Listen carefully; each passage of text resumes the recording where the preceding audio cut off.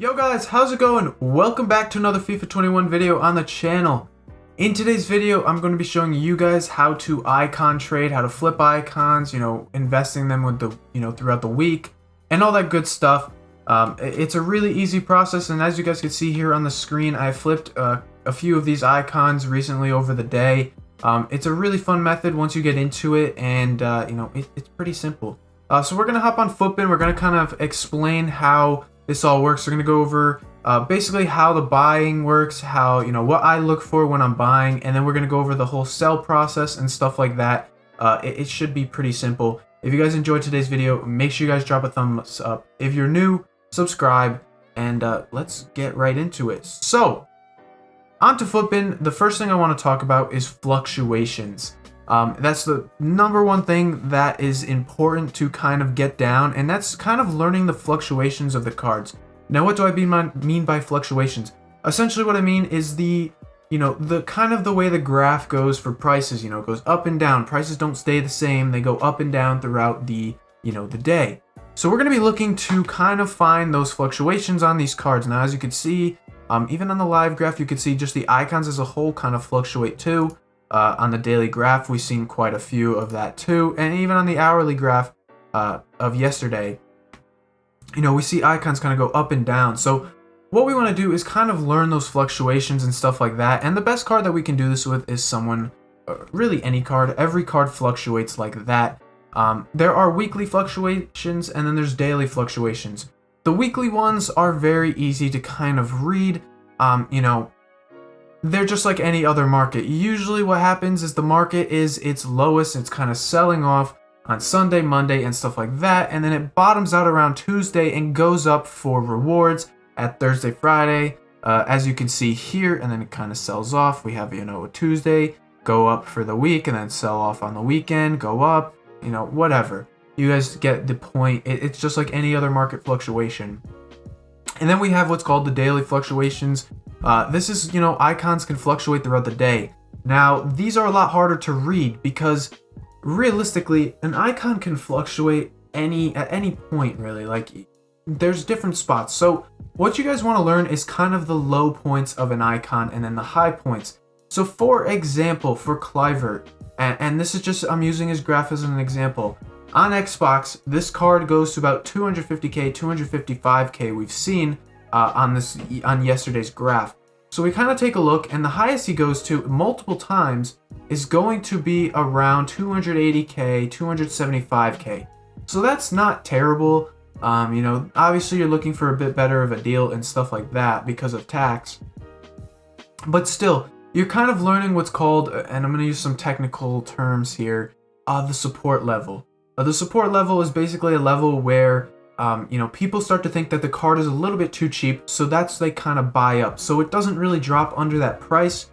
So I like to buy around that level. So we know on yesterday, the level on Xbox was about 250k. On PlayStation, I'd say it's about 240, 40-ish, and then the highest he went up to is only 260, which isn't a great increase.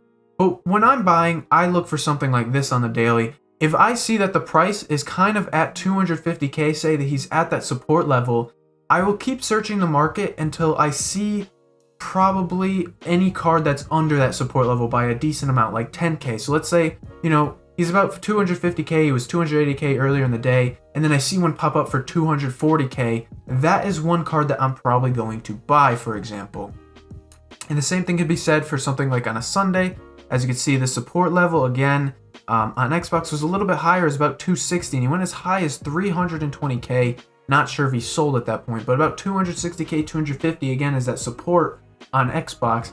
And on PlayStation, again, the same kind of thing. He fluctuates a little bit harder, but again, 240. So on PlayStation, if you're looking, that support level is about 240, 245. And if you see anything under that, like by 5, 10, 15k, that's probably a sign to buy.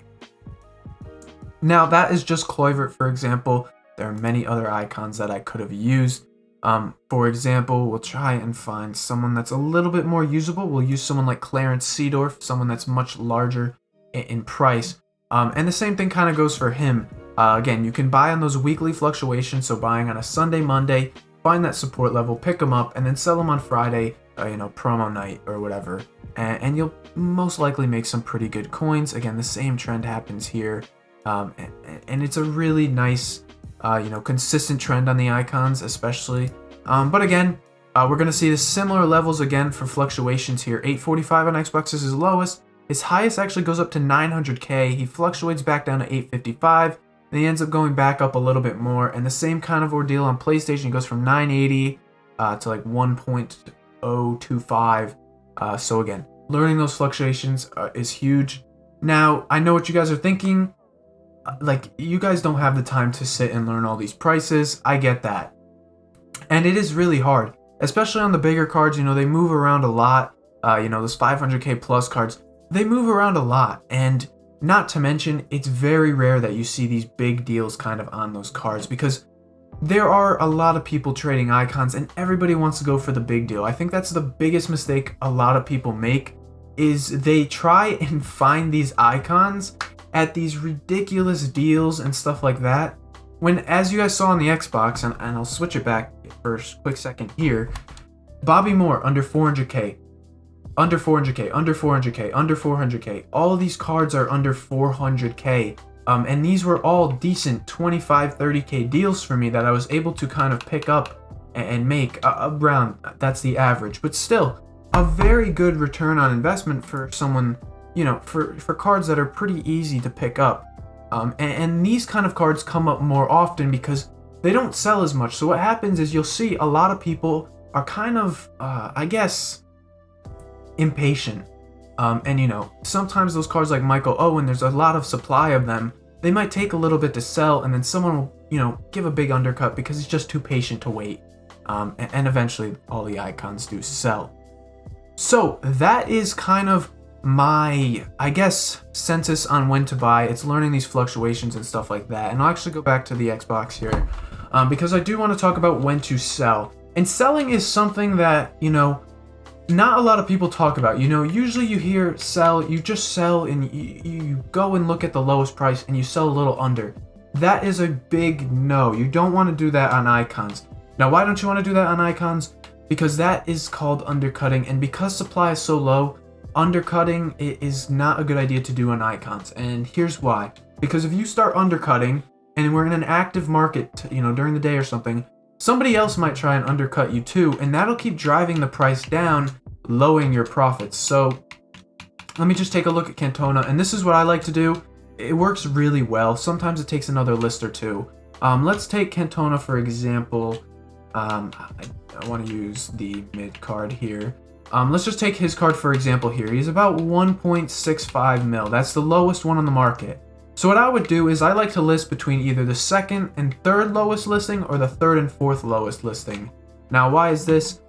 This is just, it makes it so much easier to kind of find that sell-off. Now, I guess for the bigger icons, it doesn't matter too much. Maybe you can sell for the lowest if it's by a little. But what I would sell, I'd probably sell this one for 1.66 mil rather than 1.655, because that way he's the second highest one. And that way I avoid any possible undercutting on a card like that. So let's go take a look at someone like Michael Owen, because he's going to have a lot more supply on the market. So let's see, the lowest right there that we saw was 350. So 350 is the lowest one on this market. I don't want to undercut a card like this because look we have literally 2 pages of this Michael Owen card. So what I like, and it's late at night too. So what I like to do overnight at least is I like to list them up for, 355 or 359, something like that. List them up for 6 hours. And usually I see kind of sales. Now I like to sell overnight here in at least the US, because what tends to happen is in the morning in the UK, people are just getting up, people are buying. I tend to see a little bit more buying power in the morning when the UK wakes up.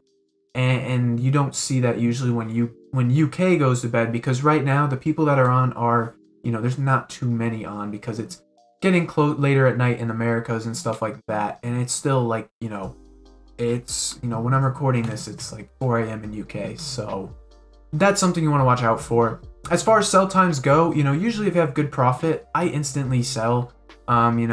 Overnight there's less supply, so there's always a chance that you get a little bit better of a deal, but still, I don't think sell times really matter too much on dailies. The point of, flipping dailies and flipping every hour is you want to keep moving your coins fast. That's kind of the whole point of it. Whereas with the weeklies, the weeklies are more for people who are not too, not too active on the game, I guess is what I'm trying to say, if that makes sense. So now, what do you do to buy these cards? I guess we'll go to the ask questions. A lot of people ask me, how do I find these deals and stuff like that? It's very hard. Like I said, all those cards I had were like literally less than 400k. I like to set my filter to around here. Usually icons, there's not too many pages of them. I know sometimes the search gets messed up, but I'm able to skip through the pages pretty well. And all you do is the 59th minute method is what it's called. You skip through the pages, you get to the 59th minute, and you kind of compare the prices. Now, like I said, you guys probably don't want to compare the prices and stuff like that. How are you supposed to remember the prices? I like to go between this, this kind of 400k gap, and sometimes I take a piece of paper, sometimes I write it on like notepad on my computer and stuff and look at it. But I'm able to kind of keep track of the prices on these icons through that way, and you kind of, list them at that support level I was talking about. And that's kind of where I look to buy. So, right here, I take a look and see if I like any, and you can always compare price. Sometimes it's not the best move, because what happens when you do compare prices and stuff like that is oftentimes if there is a deal, it'll get taken up fast. People are fast, so that's why it's important to kind of, try and find these deals quick. I don't find anything here. I think, people try to do the transfer targets thing to kind of refresh. I don't know if that works on console. I personally don't do it. All I do is move the bin price up one to refresh the update, and then I, skip it back to the 59th minute. And again, it is hard to search on here sometimes because, like you guys can see right there, 3 pages in of icons getting searched up. So it is kind of tough. What I've learned works better is actually not going by quality, but going by the league. Sometimes that just is better for the search, I guess. I don't know why. The market is really, really poorly made this year. And I guess it is to kind of slow people down. But just another example here of me skipping through. I might not find any deals just because it's late at night. Again, the best time to probably find deals is going to be at content time. Usually just because that's when the majority of players are on, moving their, teams around and stuff like that. But it's a pretty straightforward strategy to do. This is the 59th minute method. And there's nothing really to it, really, other than that. But, with that being said, I do want to talk about a second method that I like to use, and that is actually the bidding method. There's a majority of ways to do it. You can scroll through those icons like I did and kind of just, buy them or find which ones have bids, or you can do what I do. Usually the highest icons on the market right now are about 200k, so I just set the max price to 200k, and I go and look for icons that maybe, are a little too low. This is usually around, cards like this.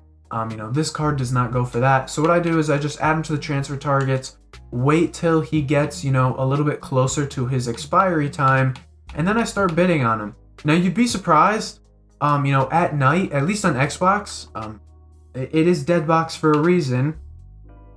You'll find that you're actually able to win a lot of bids. I think this year I won a bid for an icon that was like 60k cheaper than his current price. Like it's crazy how much these bids can work. It's a really good strategy to do too. I think bidding is a really smart thing to do, especially at night. It's more of a nighttime strategy. When those icon deals aren't really popping up for the buy now prices, you can try and win some bid because, again, like I said, low competition. At least on Xbox, we have less than 1 mil transfers right now, so it is what it is.